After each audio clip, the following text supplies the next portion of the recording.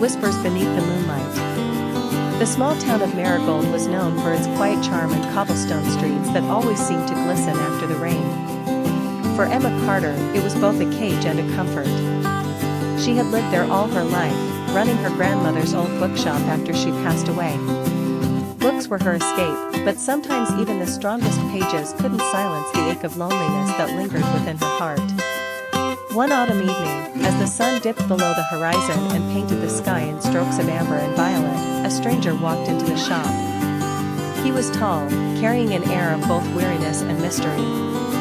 His name, as Emma would later learn, was Daniel Hayes, a traveler, a photographer who had been drifting from city to city in search of something he himself couldn't name. Their first conversation was awkward but warm. Daniel asked about a book of poetry that had sat untouched for years on the highest shelf. Emma, surprised that anyone even noticed it, smiled softly and retrieved it for him. Their hands brushed as he took the book, and something unspoken passed between them, an electricity that neither could deny. Over the following weeks, Daniel returned again and again. Sometimes he bought a book, other times he simply sat in the corner, sketching in his worn leather journal while Emma tended the counter. They began to share quiet talks about dreams, fears, and the meaning of belonging. Emma confessed that she had never left Marigold, too afraid of what she might lose. Daniel admitted that he had never stayed anywhere long enough to find a home. One evening, after the first snow had blanketed the streets, Daniel invited Emma to walk with him by the frozen lake outside town. The night was silent except for the crunch of their boots in the snow. The moonlight fell upon the ice, casting silver ripples that shimmered with every step. "Do you ever think about leaving?" Daniel asked, his voice almost a whisper. Emma hesitated. "All the time. But I'm afraid the world out there won't feel like home." He looked at her then, eyes deep and searching. "Home isn't always a place, Emma. Sometimes it's a person." Her heart stilled at his words. They stood there, silence stretching between them, until Daniel gently reached for her hand. It was cold, but his touch carried a warmth that seeped into her chest. As weeks turned into months, their bond deepened. Emma showed Daniel the hidden corners of Marigold, the old bridge where children painted their names, the sunflower field that only bloomed in late spring, the attic of the bookshop where her grandmother used to read fairy tales aloud. In return, Daniel showed her the world through his photographs, deserts bathed in gold, mountains carved by wind, and cities illuminated by endless lights. But with spring came a decision. Daniel had been offered an opportunity to showcase his work in Paris, a dream he had chased for years. Emma's heart ached at the thought of him leaving, but she couldn't ask him to stay.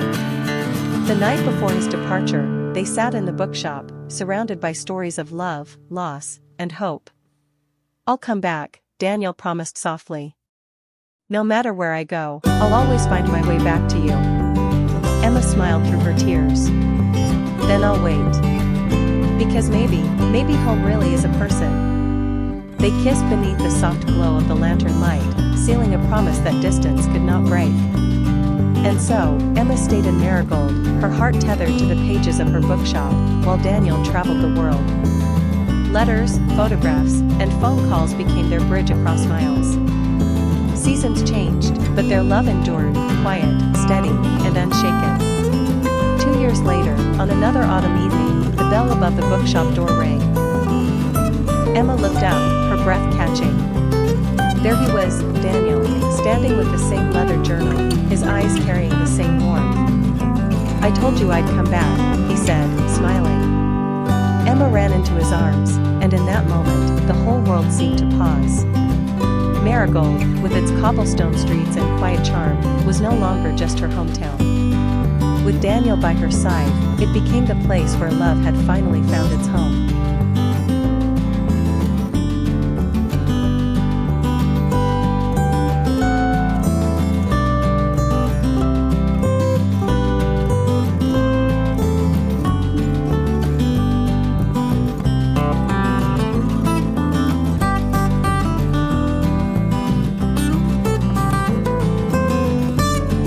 Whispers of the old bookshop.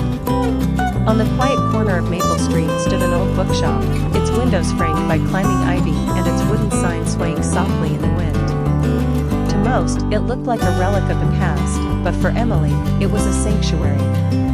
She worked there part-time while studying literature at the university. The scent of aged paper and ink comforted her, and the shelves of forgotten stories felt like companions in her solitude.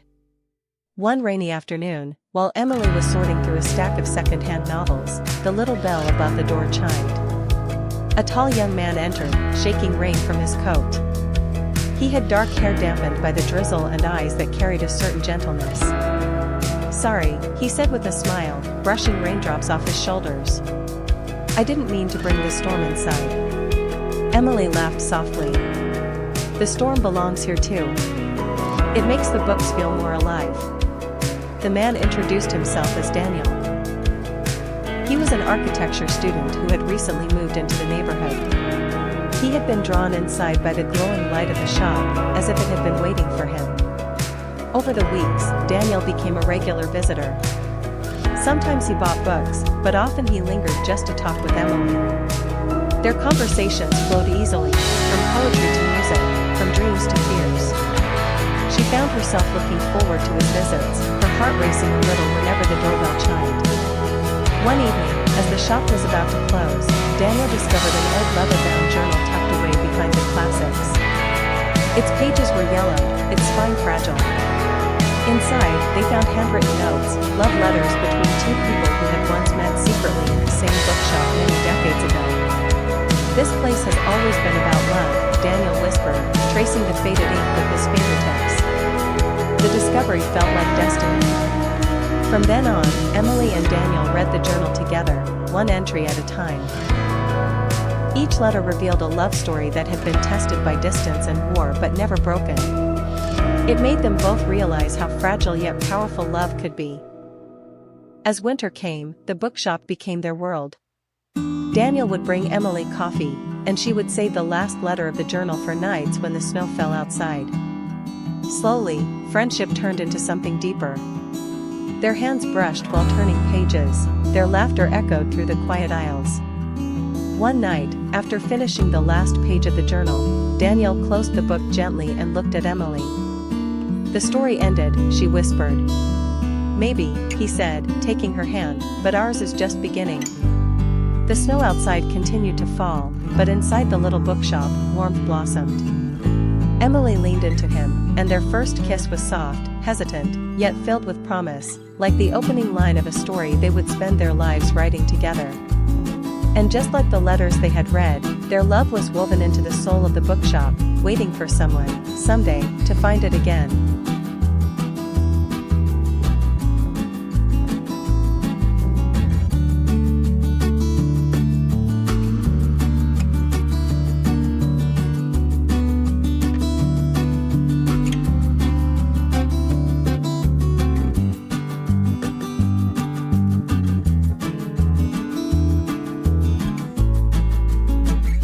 Beneath the autumn sky.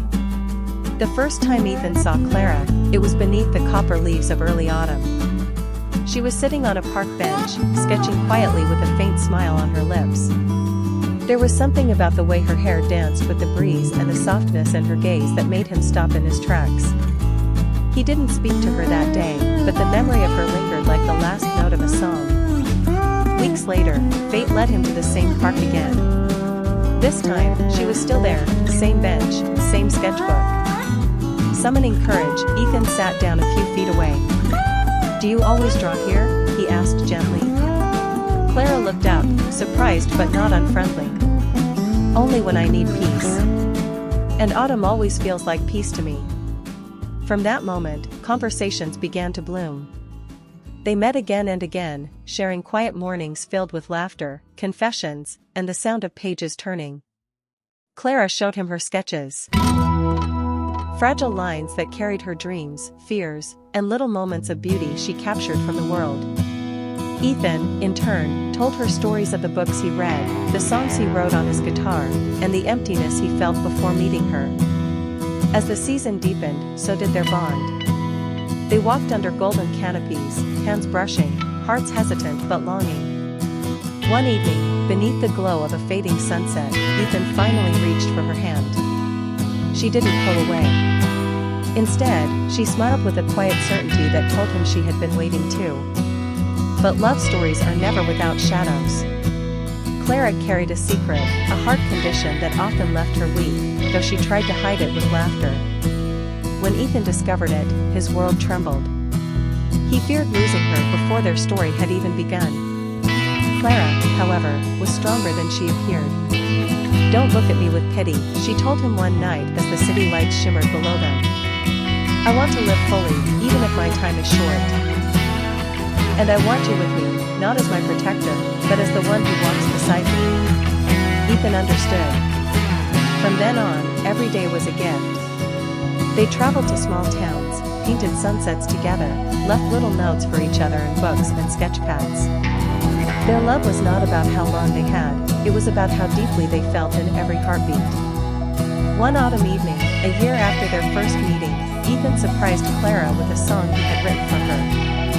Beneath the same copper leaves where they first met, he played softly on his guitar. His voice trembled, but his words were steady, a promise of love that would remain even when the seasons changed. Clara's eyes glistened with tears. She leaned against him and whispered, "Even if my heart falters, it beats with you." And so they sat together, wrapped in the quiet embrace of autumn, knowing that love